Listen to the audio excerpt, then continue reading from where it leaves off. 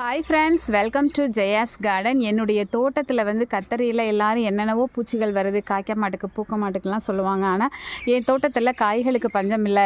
கத்திரிக்கு என்னோட தோட்டம் ரொம்ப பிடிக்கும்னு சொல்லுவேன்ல.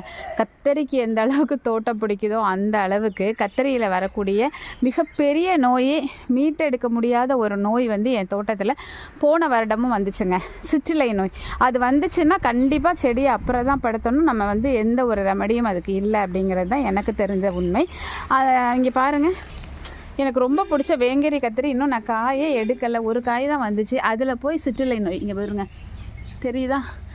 காமிக்க முன்னாடியே கோவத்தில் தூக்கிட்டு போட்டுட்டேன். தெரியுது பார்த்தீங்களா? இதுதான் சிற்றிலை நோய். இது வந்துடுச்சுன்னா அப்படியே ஸ்ப்ரெட் ஆகுங்க, கொரோனா மாதிரி. ஸோ அப்படியே நின்றுட்டே இருந்தால் எல்லா செடியிலையும் பரவிடும்னு இப்போ பிடுங்கவும் முடியல, மழை பெஞ்சிட்ருக்கனால எடுத்து படுக்க வச்சுட்டேன். அட்லீஸ்ட் தேனீக்கள் போய் அதில் உட்காராது அப்படின்னு ஒரு நம்பிக்கை. என்ன ஆகுமோ தோட்டம் தெரிலங்க, கவலையாக இருக்குது.